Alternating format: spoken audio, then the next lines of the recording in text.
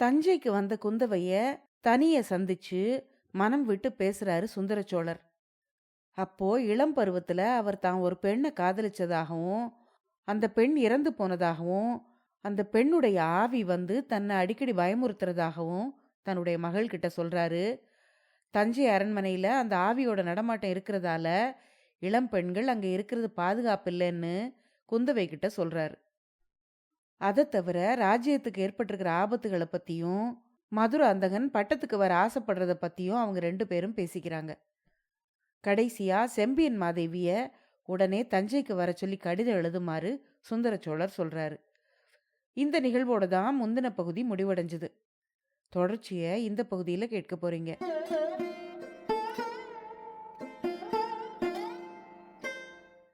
அனைவருக்கும் வணக்கம். நீங்கள் கேட்டுக்கொண்டிருப்பது கதை ரேடியோ தமிழ். அமரர் கல்கி அவர்கள் எழுதிய பொன்னியின் செல்வன் நாவலுடைய 2வது பாகத்தை கேட்டுக்கிட்டு இருக்கீங்க. இதுவரைக்கும் 17 அத்தியாயங்கள் கேட்டிருக்கீங்க. தொடர்ச்சி இந்த பகுதியில் வரப்போகுது. கதைக்குள்ள போறதுக்கு முன்னால சேனலுக்கு வந்திருக்கிற எல்லாருக்கும் என்னுடைய அன்பான வரவேற்புகள். இப்ப வாங்க கதையை ஆரம்பிக்கலாம். அத்தியாயம் 18.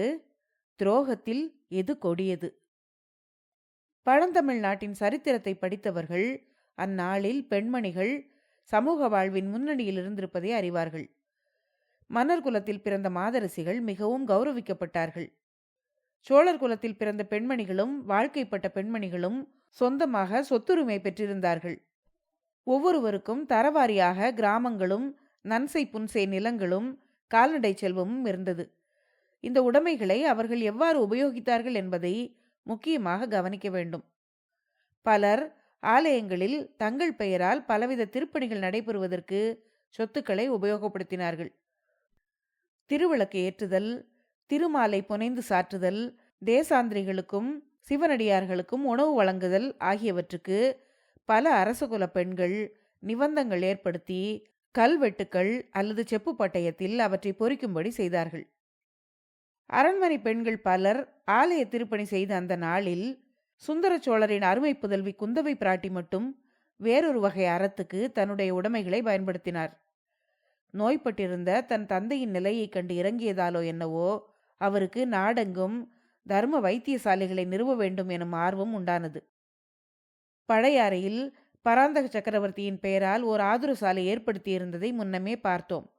அதுபோலவே தஞ்சையில் தன் தந்தையின் பெயரால் ஆதுர சாலை அமைப்பதற்கு குந்தவை தேவி ஏற்பாடு செய்திருந்தார். அந்த விஜயதசமி தினத்தில் அந்த ஆதுர சாலையை ஆரம்பிக்கவும் அதற்குரிய தான சாசனங்களை எழுதி கொடுக்கவும் ஏற்பாடாகியிருந்தது. சுந்தர சோழ ஆதுர சாலையின் ஆரம்ப வைபவத்துக்காக தஞ்சை நகர மாந்தரும் அக்கம்பக்கத்து கிராமவாசிகளும் கூடியிருந்தார்கள். அரண்மனை பெண்களுக்கென்று ஏற்படுத்தியிருந்த இடத்தில் குந்தவை தேவியும் பழுவூர் ராணியும் மற்ற மாதர்களும் வந்து அமர்ந்தார்கள். பெரிய பழுவேட்டரையர் சைகை செய்ததும் வைபவம் ஆரம்பமானது. முதலில் ஓதுவா மூர்த்திகள் இருவர் மந்திரமாவது நீரு என்ற தேவார பதிகத்தை பாடினார்கள். பாடலை கேட்டு மக்கள் மெய்மறந்திருந்த சமயத்தில் அரண்மனை பெண்டிர் அமர்ந்திருந்த இடத்தில் மட்டும் மெல்லிய குரலில் இருவர் பேசும் சத்தம் எழுந்தது. பழுவூர் இளையராணி நந்தினி குந்தவையை நெருங்கி உட்கார்ந்து, தேவி, முன்னொரு காலத்தில் சம்பந்த பெருமான் இந்த பாடலை பாடி திருநீர் இட்டு பாண்டிய மன்னரின் நோயை தீர்த்தார் அல்லவா? இப்போது ஏன் இந்த பாடலுக்கு அந்த சக்தி இல்லை? பாடலுக்கு சக்தி இல்லாவிட்டாலும் திருநீற்றுக்கும் சக்தி இல்லாமல் போய்விட்டதே. மருந்து, மூலிகை, மருத்துவர், மருத்துவ சாலை இவ்வளவும் இல்லாமல் இக்காலத்தில் முடியவில்லையே என்று கேட்டாள். அதை கேட்ட குந்தவை, ஆம் ராணி, அந்த காலத்தில் தர்மம் மேலோங்கி இருந்தது. அதனால் மந்திர திருநீருக்கு அவ்வளவு சக்தி இருந்தது. இப்போது உலகில் பாவம் அழிந்துவிட்டது. அரசருக்கு விரோதமாக சதி செய்யும் துரோகிகள் நாட்டில் ஏற்பட்டிருக்கிறார்கள். இப்படியெல்லாம் முன்னே நாம் கேட்டதுண்டா? ஆகையால்தான் மந்திரத்தின் சக்தி குறைந்து மருந்து தேவையாகிவிட்டது என்று இளைய பிராட்டி கூறி பழுவூர் இளையராணியின் முகத்தை உற்று பார்த்தாள்.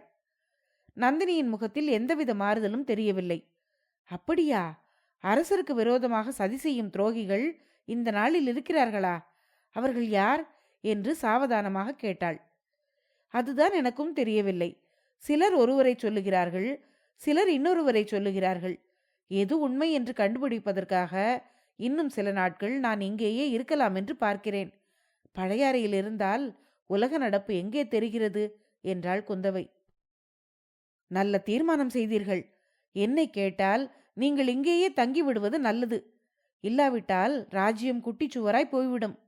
நானும் உங்களுக்கு என்னால் முடிந்த உதவிகளை செய்வேன். எங்கள் வீட்டில் ஒரு விருந்தாளி வந்திருக்கிறான். அவனும் தங்களுக்கு உதவி செய்யக்கூடும் என்றாள். விருந்தாளியா? யார் அது என்று கேட்டாள் குந்தவை. கடம்பூர் சம்புவரையர் மகன் கந்தன்மாறன். தாங்கள் அவனை பார்த்திருக்கிறீர்களா? தென்னை மர உயரமாய் வாட்ட சாட்டமாய் இருக்கிறான். அவன் ஒற்றன் என்றும் துரோகி என்றும் ஓயாமல் பிதற்றிக் கொண்டிருக்கிறான். ராஜ துரோகத்தை பற்றி சற்று முன் சொன்னீர்களே, ராஜ துரோகத்தை காட்டிலும் பெரிய துரோகம் என்னவென்று தங்களால் சொல்ல முடியுமா என்று கேட்டாள் நந்தினி. நன்றாக சொல்ல முடியும்.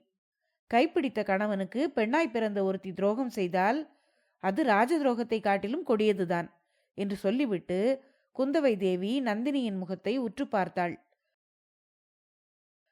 அவள் எதிர்பார்த்த மாறுதல் ஒன்றும் நிகழவில்லை. நந்தினியின் முகத்தில் முன்போலவே மோகன புன்னகை தவழ்ந்தது.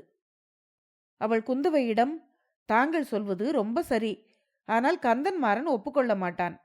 எல்லாவற்றிலும் கொடிய துரோகம் சிநேகித துரோகம் என்று சொல்வான். அவனுடைய அருமை நண்பன் என்று கருதிய ஒருவன் ஒற்றனாக மாறிப்போனதுமல்லாமல் இவனுடைய முதுகில் குத்தி போட்டுவிட்டு ஓடிப்போய் விட்டானாம். அது முதலாக கந்தன்மாறன் இவ்விதம் பிதற்றிக் கொண்டிருக்கிறான். யார் அவன்? அவ்வளவு நீசத்தனமான காரியத்தை செய்தவன் என்று கேட்டாள் குந்தவை. யாரோ வந்தியத்தேவனாம். தொண்டை நாட்டில் திருவல்லம் எனும் ஊரில் முன்னர் அரசு புரிந்த வானர் குலத்தைச் சேர்ந்தவனாம். தாங்கள் கேள்விப்பட்டிருக்கிறீர்களா என்று கேட்டாள் நந்தினி. குந்தவை தன் முத்து போன்ற பற்களினால் பவள செவ்விதழ்களை கடித்து கொண்டாள். எப்போதோ கேட்ட மாதிரி இருக்கிறது. பிற்பாடு என்ன நடந்தது என்று கேட்டாள் குந்தவை. பிற்பாடு என்ன? கந்தன்மாறனை முதுகில் குத்தி போட்டு அவனுடைய சிநேகிதன் ஓடிவிட்டான். அந்த ஒற்றனை பிடித்து வருவதற்கு என் மைத்துனர் ஆட்களை அனுப்பியிருப்பதாக கேள்வி என்றாள். அவன் ஒற்றன் என்பது எப்படி நிச்சயமாக தெரியும் என்று கேட்டாள் குந்தவை. அவன் ஒற்றனோ இல்லையோ எனக்கு என்ன தெரியும்? சம்புவரையர் மகன் சொல்லுவதைத்தான் சொல்கிறேன். தாங்கள் வேண்டுமானால் நேரில் அவனிடமே கேட்டு எல்லா விவரமும் தெரிந்து கொள்ளலாம் என்றாள் நந்தினி. ஆமாம், சம்புவரையர் மகனை நானும் பார்க்க வேண்டியதுதான். அவன் பிழைத்ததே புனர்ஜென்மம் என்று கேள்விப்பட்டேன். அப்போது முதலாக பழுவூர் அரண்மனையிலேதான் அவன் இருக்கிறானா என்று கேட்டாள் குந்தவை.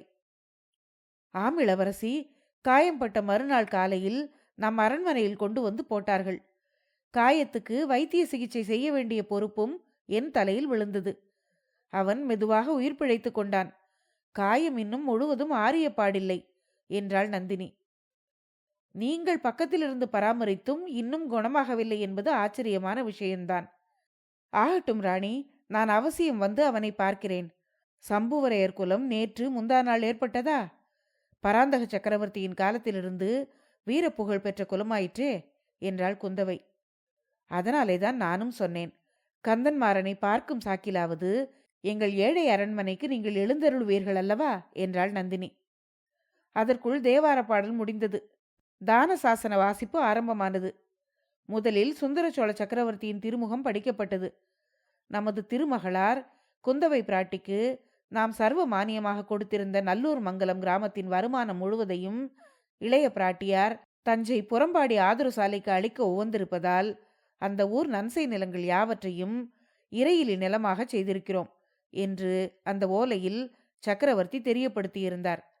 திருமந்திர ஓலை நாயகர் அதை படித்த பின் தனாதிகாரி பெரிய பழுவேட்டரையரிடம் கொடுக்க, பழுவேட்டரையர் அதை இரு கரங்களாலும் பெற்று கண்களில் ஒற்றிக்கொண்டு கணக்காயரிடம் கொடுத்து கணக்கில் பதிய வைத்துக் கொள்ளும்படி சொன்னார். பிறகு குந்தவை பிராட்டியின் தான கல்வெட்டு படிக்கப்பட்டது. மேற்கூறிய கிராமத்து சர்வமானிய நிலங்களை அந்த ஊர் விவசாயிகளே சகல உரிமைகளுடன் அனுபவித்துக் கொண்டு தஞ்சாவூர் சுந்தர சோழ ஆதுர சாலைக்கு ஆண்டு ஒன்றுக்கு 200 கலம் நெல்லும், ஆதுர சாலையில் சிகிச்சை பெறும் நோயாளிகளுக்காக தினந்தோறும் 50 படி பசும்பாலும் 5 படி ஆட்டுப்பாலும் 100 இளநீரும் அனுப்ப வேண்டியது என்று கருங்கல்லில் செதுக்கப்பட்டிருந்ததுடன் எழுதியவன் பெயரும் எழுதியதை மேற்பார்வை செய்த அதிகாரிகளின் பெயர்களும் அதில் விவரமாக பொறிக்கப்பட்டிருந்தன. அந்த கல்வெட்டை படித்த பிறகு அங்கு அந்த வைபவத்துக்காக வந்திருந்த நல்லூர் மங்கல கிராம தலைவர்களிடம் அது ஒப்படைக்கப்பட்டது. அப்போது கூட்டத்தில் மதுரை கொண்ட கோ ராஜகேசரி சுந்தர சோழ சக்கரவர்த்தி வாழ்க வாழ்க, வீரபாண்டியன் தலை கொண்ட வீராதி வீரர் ஆதித்த கரிகாலர் வாழ்க, இளைய பிராட்டி குந்தவை தேவி வாழ்க, ஈழங்கொண்ட இளவரசர் அருள்மொழிவர்மர் வாழ்க, சிவஞான கண்டராதித்தரின் தவப்புதல்வர் மதுராந்தக தேவர் வாழ்க என்றெல்லாம் கோஷங்களும் பிரதிகோஷங்களும் எழுந்தன. கடைசியில் தனாதிகாரி, தானிய பண்டார தலைவர், இறை விதிக்கும் தேவர், பெரிய பழுவேட்டரையர் வாழ்க, தஞ்சை கோட்டை தலைவர், சின்ன பழுவேட்டரையர் காலாந்தகண்டர் வாழ்க என்ற கோஷங்கள் எழுந்தபோது ஒலியின் அளவு பெரிதும் குறைந்துவிட்டது. பழுவூர் வீரர்கள் மட்டும் அந்த கோஷங்களை செய்தார்களே தவிர கூடியிருந்த பொதுமக்கள் அதிகமாக அதில் சேர்ந்து கொள்ளவில்லை. அப்போது பழுவூர் இளையராணியின் முகத்தை பார்க்க வேண்டும் என்று குந்தவை பிராட்டி முயற்சி செய்தும் பலிக்கவில்லை. முக்கியமாக ஆதித்த கரிகாலரை பற்றி வாழ்த்தொலி எழுந்த சமயத்தில் நந்தினியின் முகத்தை பார்த்திருந்தால் இரும்பு நெஞ்சு படைத்த இளைய பிராட்டி கூட பெரிதும் திகில் கொண்டிருப்பாள் என்பதில் ஐயமில்லை. அத்தியாயம் 19. ஒற்றன் பிடிபட்டான். அன்று நடந்த சம்பவங்கள் பெரிய பழுவேட்டரையருக்கு மிக்க எரிச்சலை உண்டு பண்ணியிருந்தன. ஜனங்களாம் ஜனங்கள், அறிவற்ற ஆடு மாடுகள். 4 பேர் எந்த வழி போகிறார்களோ அந்த வழியில் 4000 பேரும் போவார்கள் என்று தனக்குள்ளே அடிக்கடி சொல்லிக் கொண்டு பொறுமினார் அவர். சக்கரவர்த்தி சொர்க்கத்துக்கு போவதற்குள்ளே சாம்ராஜ்யத்தை பாழாக்கிவிட்டுத்தான் போவார் போலிருக்கிறது. இந்த ஊருக்கு வரியை தள்ளிவிடு, அந்த கிராமத்தை இறையிலி நிலமாக செய்துவிடு என்று கட்டளையிட்டு கொண்டே போகிறார். கொஞ்ச காலத்துக்கெல்லாம் வரி கொடுக்கும் கிராமமே இல்லாமல் போய்விடும். ஆனால் போர்க்களத்துக்கு மட்டும் செலவுக்கு பணமும் உணவுக்கு தானியமும் அனுப்பி கொண்டே இருக்க வேண்டும். எங்கிருந்து அனுப்புவது என்று அவர் இறைந்து கத்தியதை கேட்டு அவரது பணியாட்களே சிறிது பயப்பட்டார்கள். குந்தவை தன்னுடைய அரண்மனைக்கு வரப்போகிறாள் என்று தெரிந்ததும் பெரிய பழுவேட்டரையரின் எரிச்சல் அளவு கடந்து விட்டது. நந்தினியிடம் சென்று, இது என்ன நான் கேள்விப்படுவது? அந்த அரக்கி இங்கே எதற்காக வர வேண்டும்? அவளை நீ அழைத்திருக்கிறாயாமே, அவள் உன்னை அவமானப்படுத்தியதையெல்லாம் மறந்து விட்டாயா என்று கேட்டார். ஒருவர் எனக்கு செய்த நன்மையையும் நான் மறக்க மாட்டேன், இன்னொருவர் எனக்கு செய்த தீமையையும் மறக்க மாட்டேன். இன்னமும் இந்த என் சுபாவம் தங்களுக்கு தெரியவில்லையா என்று கேட்டாள் நந்தினி. அப்படியானால் அவள் இங்கு எதற்காக வருகிறாள் என்று கேட்டார் பழுவேட்டரையர். அவள் இஷ்டம் வருகிறாள், சக்கரவர்த்தியின் குமாரி என்ற இருமாப்பினால் வருகிறாள் என்றாள் நந்தினி. நீ எதற்காக அவளை அழைத்தாயாம் என்று கேட்டார் பழுவேட்டரையர். நான் அழைக்கவில்லை, அவளே அழைத்து கொண்டாள். சம்புவரையர் மகன் உங்கள் வீட்டில் இருக்கிறானாமே, அவனை பார்க்க வேண்டும் என்றாள்.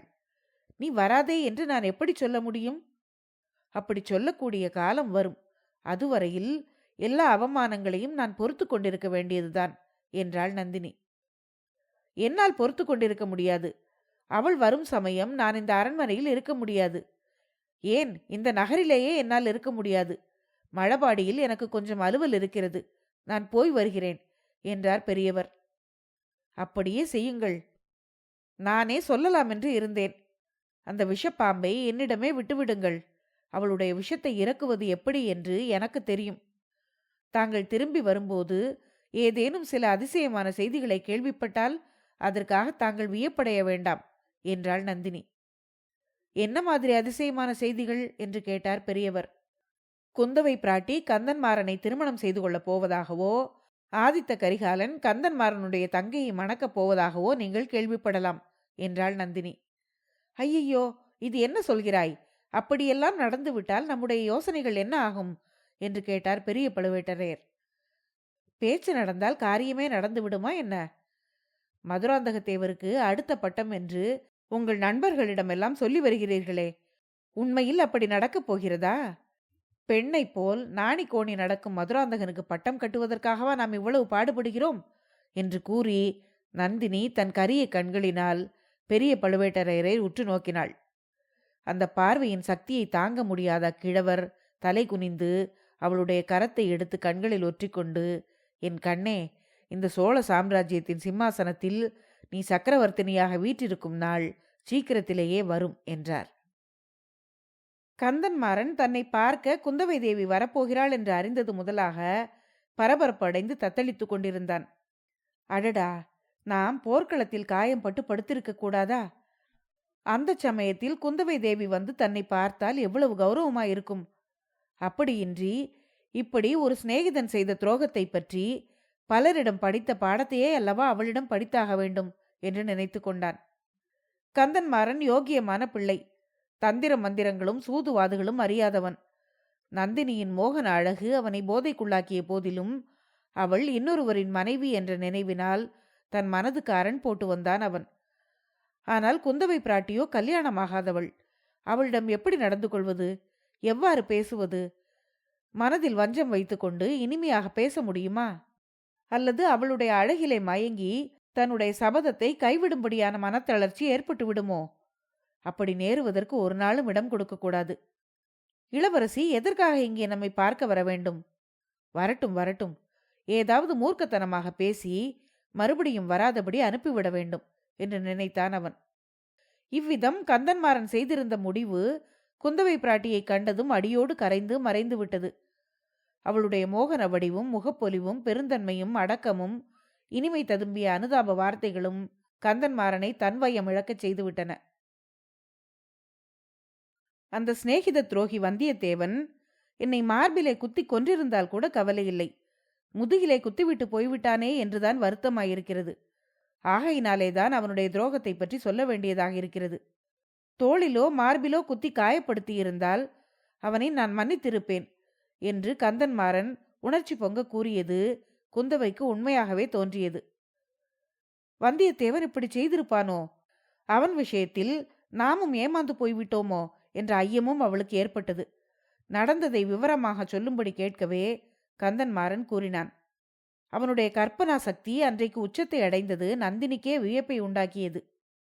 அவன் குந்தவையிடம், பாருங்கள் தேவி, கடம்பூரில் தங்கிய அன்றே அவன் என்னை ஏமாற்றிவிட்டான். தஞ்சாவூருக்கு புறப்பட்ட காரியம் என்னவென்று என்னிடம் சொல்லவில்லை. இங்கு வந்து ஏதோ பொய் அடையாளத்தை காட்டி உள்ளே நுழைந்திருக்கிறான். சக்கரவர்த்தியையும் போய் பார்த்திருக்கிறான். ஆதித்த கரிகாலனிடமிருந்து ஓலை கொண்டு வந்ததாக புழுகியிருக்கிறான். அத்துடன் விட்டானா, தங்கள் பெயரையும் சம்பந்தப்படுத்தி தங்களுக்கும் ஓலை கொண்டு வந்திருப்பதாக சொல்லவே கோட்டை தலைவருக்கு சந்தேகம் வந்துவிட்டது. அவன் ஒற்றனாயிருக்கலாம் என்று ஐயுற்று அவனை காவலில் வைக்க சொல்லியிருக்கிறார். ஆனால் அவன் அந்த காவலிலிருந்து எப்படியோ தப்பி போய்விட்டான். இந்த செய்தியை நான் கேள்விப்பட்டதும் நான் எப்படியாவது அவனை கண்டுபிடித்து திரும்ப அழைத்து வருகிறேன். அவனை நீங்கள் மன்னித்து விட வேண்டும் என்று கோட்டை தலைவரிடம் நிபந்தனை பேசிக்கொண்டு புறப்பட்டேன். கோட்டையிலிருந்து தப்பியவன் எப்படியும் மதில் வழியாகத்தானே வெளியே வர வேண்டும். முன்னமே வெளியே வந்திருந்தாலும் பக்கத்து காடுகளிலேதான் மறைந்திருக்க வேண்டும். ஆகையால் நான் வடவாற்றங்கரையோடு போனேன். அப்போது ஒருவன் கோட்டை மதில் சுவர் வழியாக இறங்கி வருவது தெரிந்தது. உடனே அங்கே போய் நின்றேன். அவன் இறங்கியதும், நண்பா, இது என்ன வேலை என்றேன். அந்த சண்டாளன் உடனே என் மார்பில் ஒரு குத்து விட்டான். யானைகள் இடித்தும் நலுங்காத என் மார்பு இவனுடைய குத்துக்கு என்ன செய்யும்? ஆனாலும் நல்ல எண்ணத்துடன் அவனை தேடிப்போன என்னை அவன் குத்தியது பொறுக்கவில்லை. நானும் பதிலுக்கு குத்தினேன். இருவரும் துவந்த யுத்தம் செய்தோம். அரை நாழிகையில் அவன் சக்தி இழந்து அடங்கி போனான். நீ வந்த காரணத்தை உண்மையாக சொல்லிவிடு. நான் உன்னை மன்னித்து உனக்கு வேண்டிய உதவி செய்கிறேன் என்றேன். களைப்பாயிருக்கிறது, எங்கேயாவது உட்கார்ந்து சொல்கிறேன் என்றான். சரி என்று சொல்லி அவனை அழைத்துச் சென்றேன். திடீரென்று அந்த பாவி என் முதுகில் கத்தியினால் குத்திவிட்டான். அரைச்சான் நீளம் கத்தி உள்ளே போய்விட்டது. எனக்கு தலை சுற்றியது. கீழே விழுந்து விட்டேன். அந்த சிநேகித துரோகி தப்பி ஓடிவிட்டான். மறுநாள் நான் கண் விழித்து உணர்வு வந்து பார்த்தபோது ஓர் ஊமை பெண்ணின் வீட்டில் இருந்ததை கண்டேன். கந்தன்மாறனின் கற்பனை கதையை கேட்டு நந்தினி தன் மனதுக்குள்ளே சிரித்தாள். குந்தவைக்கு அதை எவ்வளவு தூரம் நம்புவது என்று தீர்மானிக்க முடியவில்லை. ஆமாம், ஊமை பெண்ணின் வீட்டுக்கு நீங்கள் எப்படி வந்து சேர்ந்தீர்கள்? யார் கொண்டு வந்து சேர்த்தது என்று கேட்டாள் அவள். அதுதான் எனக்கு விளங்காத மர்மமாக இருக்கிறது. அந்த ஊமைக்கு ஒன்றுமே தெரியவில்லை. தெரிந்தாலும் சொல்ல முடியவில்லை. அவளுக்கு ஒரு புதல்வன் உண்டாம். அவனையும் அன்றிலிருந்து காணவே காணோம். எப்படி மாயமாய் மறைந்தான் என்று தெரியாது. அவன் திரும்பி வந்தால் ஒருவேளை கேட்கலாம். இல்லாவிடில் பழுவூர் வீரர்கள் என் நண்பனை பிடிக்கும் வரையில் காத்திருக்க வேண்டியதுதான் என்றான் கந்தன்மாறன். அவன் அகப்பட்டு விடுவான் என்று நினைக்கிறீர்களா என்று கேட்டாள் குந்தவை. அகப்படாமல் எப்படி தப்ப முடியும்? அவனை பார்ப்பதற்காகத்தான் நான் இங்கே காத்திருக்கிறேன். இன்னமும் அவனுக்காக பழுவூர் அரசர்களிடம் மன்னிப்பு பெறலாம் என்ற நம்பிக்கை எனக்கு இருக்கிறது என்றான் கந்தன்மாறன். ஐயா, தங்களுடைய பெருந்தன்மையே பெருந்தன்மை என்றாள் இளைய பிராட்டி. அவளுடைய மனம் மட்டும் வந்தியத்தேவன் அகப்படக்கூடாது, அவன் துரோகியாயிருந்தாலும் சரிதான் என்று எண்ணமிட்டது. அச்சமயத்தில் அரண்மனை தாதி ஒருத்தி ஓடி வந்து, அம்மா, ஒற்றன் அகப்பட்டு விட்டான், பிடித்து வருகிறார்கள் என்று கத்தினாள்.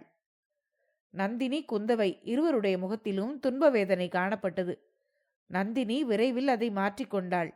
குந்தவையினால் அது முடியவில்லை. அத்தியாயம் 20. இரு பெண் புலிகள். ஒற்றனை பிடித்து கட்டி வீதியில் கொண்டு வருகிறார்கள் என்ற செய்தியை தாதி ஓடி வந்து தெரிவித்ததும் அங்கிருந்த மூவரின் உள்ளங்களும் பரபரப்பை அடைந்தன. தேவி, நாம் போய் அந்த கெட்டிக்கார ஒற்றனின் முகம் எப்படி இருக்கிறது என்று பார்க்கலாமா என்று கேட்டாள் நந்தினி. குந்தவை தயக்கத்துடன், நமக்கென்ன அவனை பற்றி என்று கேட்டாள். நான் போய் பார்த்துவிட்டு வருகிறேன் என்று கந்தன்மாறன் தட்டு தடுமாறி எழுந்தான். வேண்டாம், உம்மால் நடக்க முடியாது, விழுந்து விடுவீர் என்றாள் நந்தினி.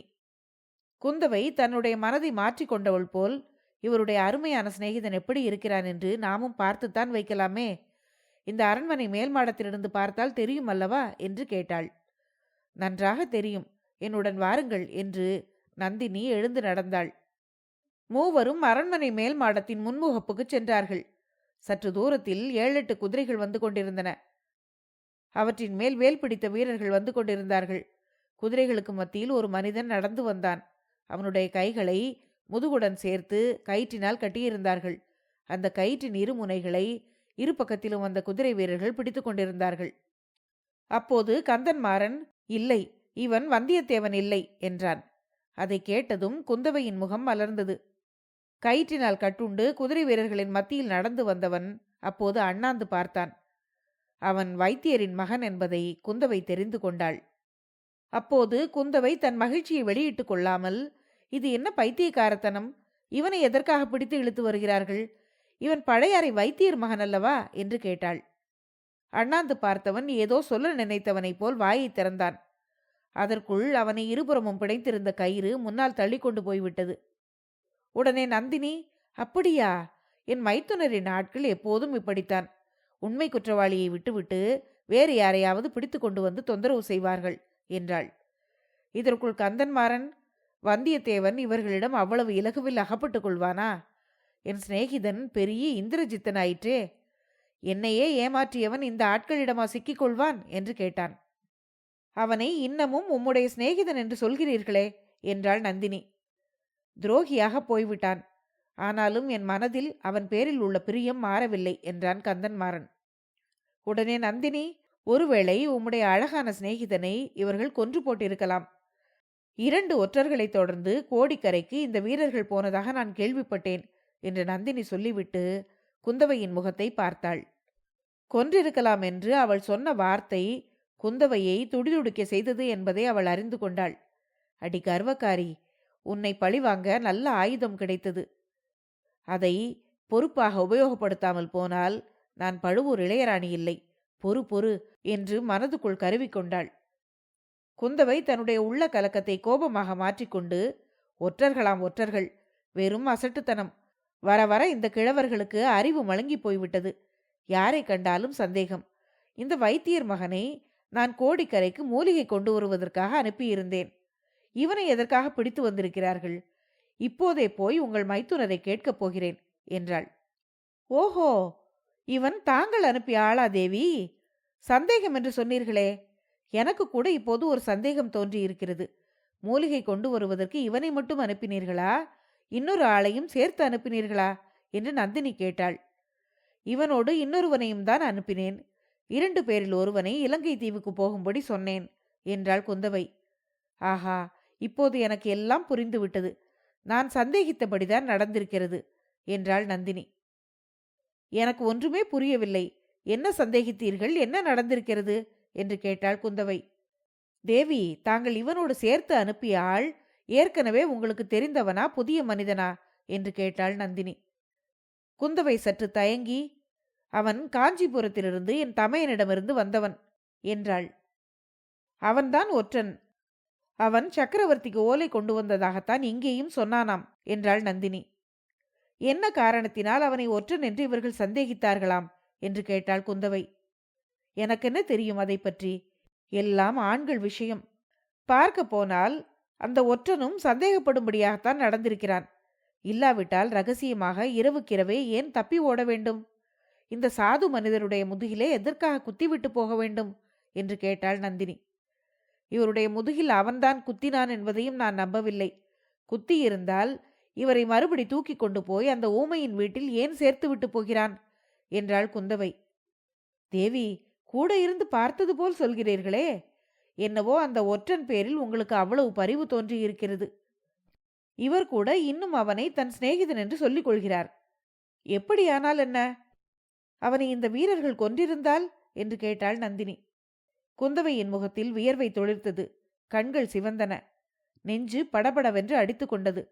அப்படி நடந்திருக்காது, ஒரு நாளும் நடந்திருக்காது என்று தனக்குள்ளேயே சொல்லிக் கொண்டாள். ஒருவேளை இவர் சொல்லுகிறபடி அந்த ஒற்றன் அவ்வளவு கெட்டிக்காரனாயிருந்தால் என்று கேட்டாள் குந்தவை. ஆம் இளவரசி, வந்தியத்தேவன் இந்த ஆட்களிடம் ஒரு நாளும் அகப்பட்டு கொண்டிருக்க மாட்டான் என்றான் கந்தன்மாறன். இப்போது அகப்பட்டிருக்காவிட்டால் இன்னொரு நாள் அகப்பட்டு கொள்ளப் போகிறான் என்றாள் நந்தினி. குந்தவை பற்களை கடித்துக்கொண்டு, நாளை நடக்கப் போவது யாருக்கு தெரியும் என்றாள். பின்னர் ஆத்திரத்துடன், சக்கரவர்த்தி நோயுடன் படுத்தாலும் படுத்தார், ராஜ்யமே தலைகீழாக போய்விட்டது. மூலிகை கொண்டு வருவதற்கென்று நான் அனுப்பிய ஆட்களை பிடிப்பதற்கு இவர்களுக்கு என்ன அதிகாரம்? இதோ என் தந்தையிடம் போய் கேட்டு விடுகிறேன் என்றாள். தேவி, நோயினால் மெலிந்திருக்கும் சக்கரவர்த்தியை இது விஷயமாக ஏன் தொந்தரவு செய்ய வேண்டும்? என் மைத்துனரையே கேட்டுவிடலாமே. ஒருவேளை தங்கள் விருப்பம் அவருக்கு தெரியாமல் இருக்கலாம். தெரிவித்தால் அதன்படி நடந்து கொள்ளப் போகிறார். இந்த சோழ ராஜ்யத்தில் இளைய பிராட்டியின் விருப்பத்துக்கு மாறாக யார்தான் நடந்து கொள்வார்கள் என்றாள் நந்தினி. அந்த 2 பெண் புலிகளுக்கும் அன்று நடந்த போராட்டத்தில் நந்தினியே வெற்றி பெற்றாள். குந்தவையின் நெஞ்சில் பல காயங்கள் அன்று ஏற்பட்டன. அவற்றை வெளிக்காட்டாமல் இருக்க இளவரசி பெருமுயற்சி செய்ய வேண்டியிருந்தது. அத்தியாயம் 20 முடிவடைந்தது. அடுத்த பகுதியில் அடுத்து வரும் அத்தியாயங்களை கேட்கலாம். நன்றி.